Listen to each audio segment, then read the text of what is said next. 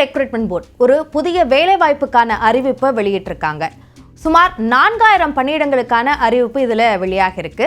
என்னென்ன பணியிடங்கள் இருக்கு, அதே மாதிரி என்னென்ன கல்வி தகுதி, அவர்களுக்கான வயது வரம்பு என்ன போன்ற எல்லா விவரங்களையும் நம்ம தெரிஞ்சுக்கலாம். முதல்ல எவ்வளவு பணியிடங்கள் அப்படின்னு பார்த்தோம்னா, ஜூனியர் இன்ஜினியர், அதாவது இளநிலை பொறியாளர் என்ற அந்த பணிக்கான அறிவிப்பு தான் இப்போ வெளியாக இருக்கு. ஒட்டுமொத்தமாக 3993 பணியிடங்கள் இருக்கு.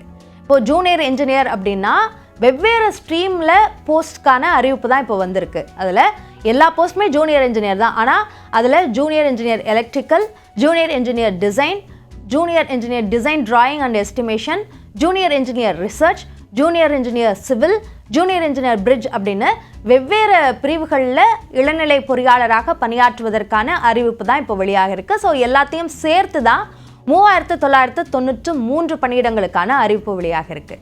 கல்வி தகுதியை பொறுத்த வரைக்கும் நான் சொன்ன மாதிரி ஒவ்வொரு போஸ்ட்டும் வெவ்வேறு துறைகளில் இருக்குது. இப்போது ஜூனியர் இன்ஜினியர் எலக்ட்ரிக்கல் அப்படின்னாலுமே அவங்க எந்த துறையில் பணியாற்றுறாங்க அப்படின்றது வித்தியாசப்படுது. கல்வி தகுதியை பொறுத்த வரைக்கும் அந்த போஸ்ட்டுக்கு ஏற்ற மாதிரி அது மாறுபடுது. ஆனால் அடிப்படையாக டிப்ளமா அல்லது பிஎஸ்சி படிச்சிருக்கணும் என்பது அடிப்படையாக நாம் புரிஞ்சுக்கலாம்.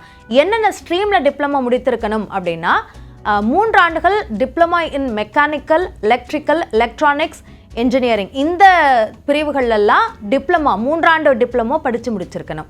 இன்னொரு சில பதவிகளுக்கு 3 ஆண்டு டிப்ளமா இன் சிவில் இல்லைன்னா பிஎஸ்சி இன் சிவில் இன்ஜினியரிங்னு சில பல்கலைக்கழகங்களில் படிப்பு கொடுக்கப்படுது. ஸோ அந்த படிப்பை படித்து முடிச்சிருந்தீங்க அப்படின்னா நீங்களும் இதற்கு தகுதி பெறுவீங்க.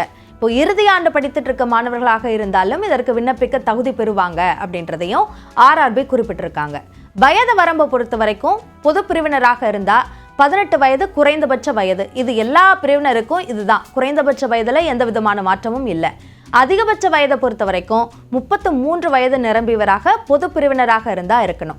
இந்த வயது உச்சவரம்பில் ஒவ்வொரு பிரிவை பொறுத்து அது மாறுபடும். ஓபிசி பிரிவினராக இருந்தால் அந்த வயது உச்சவரம்பு 3 ஆண்டுகள் வரைக்கும் தளர்வு கொடுக்கப்படுது. இப்போ பொது பிரிவினருக்கு 33னா ஓபிசி பிரிவினராக இருந்தால் 36 வயது வரைக்கும் விண்ணப்பிக்க முடியும். எஸ்சி எஸ்டி பிரிவினராக இருந்தால் 5 ஆண்டுகள் வரைக்கும் அந்த வயது உச்சவரம்பு தளர்வு என்பது கொடுக்கப்படுது. அதனால 33 என்பது 38ஆக அவர்களுக்கு வயது உச்சவரம்பாக நிர்ணயம் செய்யப்பட்டிருக்கு. ஒருவேளை மாற்றுத்திறனாளிகளாக இருந்தால் அந்தந்த பிரிவிலிருந்து கூடுதலாக இன்னும் 10 ஆண்டுகள் அந்த உச்சவரம்பு தளர்வு என்பது கொடுக்கப்படுது. ஊதியத்தை பொறுத்த வரைக்கும் வெவ்வேறு நிலைகளில் போஸ்ட்லாம் இருக்குது, வெவ்வேறு துறைகளில் இருந்தாலும் ஊதியம் என்பது எல்லாருக்கும் ஒரே மாதிரியான ஊதியமாகத்தான் இனிஷியல் பே அப்படின்றது நிர்ணயம் செய்யப்பட்டிருக்கு. அதற்கு பிறகு அவர்களுக்கான இன்க்ரிமெண்ட் அடிப்படையில் அது உயர்வதற்கான வாய்ப்பு இருக்கு. இப்போ இனிஷியலாக 35,400 ரூபாய் அவர்களுக்கு மாத ஊதியமாக வழங்கப்படும் அப்படின்னு அறிவிச்சிருக்காங்க. செலெக்ஷன் ப்ராசஸை பொறுத்த வரைக்கும் அதில் 2 நிலையில் எழுத்து தேர்வு இருக்குது. எழுத்து தேர்வுனா கணினி வழி கம்ப்யூட்டர் பேஸ்ட் டெஸ்ட்டாக நாங்கள் நடத்துவோம் அப்படின்னு சொல்லியிருக்காங்க. அது இல்லாமல் மற்ற 2 நிலைகள் இருக்குது. இப்போ முதல் நிலை கணினி வழி தேர்வை பொறுத்த வரைக்கும் maths, general intelligence and reasoning, general awareness, general science ஆகிய இந்த தலைப்புகளில் 100 மதிப்பெண்களுக்கு தேர்வு நடத்தப்படும். இதில் நெகட்டிவ் மதிப்பெண் இருக்குது. 3 1 பங்கு மதிப்பெண்ணை ஒரு தவறான விடைக்கான நெகட்டிவ் மார்க்கிங்காக குறைப்பாங்க. அதே மாதிரி 2ஆம் நிலை கணினி வழி தேர்வு செகண்ட் ஸ்டேஜ் அப்படின்னு பார்த்தோம்னா அதில் general awareness, physics and chemistry, basics of computer science applications, basics of environment and pollution control, technical abilities இந்த தலைப்புகளெல்லாம் 150 மதிப்பெண்களுக்கு தேர்வு நடத்தப்படும் அப்படின்னு சொல்லியிருக்காங்க.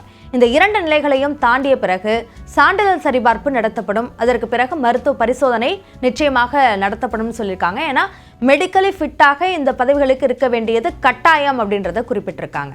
விண்ணப்பிக்கிறதுக்கான முறை என்ன அப்படின்னு பார்த்தோம்னா, விண்ணப்பிக்கிறது முழுமையாக ஆன்லைன் மூலமாக மட்டும்தான் விண்ணப்பிக்க முடியும். அதற்கான இணையதளம் https://rrb.indianrailways.gov.in/ இந்த இணையதளத்தில் மட்டும்தான் நீங்கள் விண்ணப்பிக்க முடியும். விண்ணப்பிக்கிறதுக்கான அவகாசம் ஆகஸ்ட் 14ஆம் தேதி தொடங்கிடுச்சு. செப்டம்பர் 13ஆம் தேதி வரைக்கும் விண்ணப்பிக்கலாம்.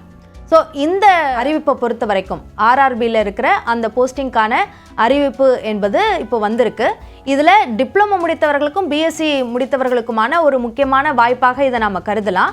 இதில் தேவையான ஆவணங்கள் என்னென்ன, யாரெல்லாம் தகுதி பெறுறீங்க, வயது வரம்பு சார்ந்த விஷயங்களை நான் சொன்ன அந்த இணையதளத்திலையும் அந்த விரிவான நோட்டிஃபிகேஷன் கொடுக்கப்பட்டிருக்கு.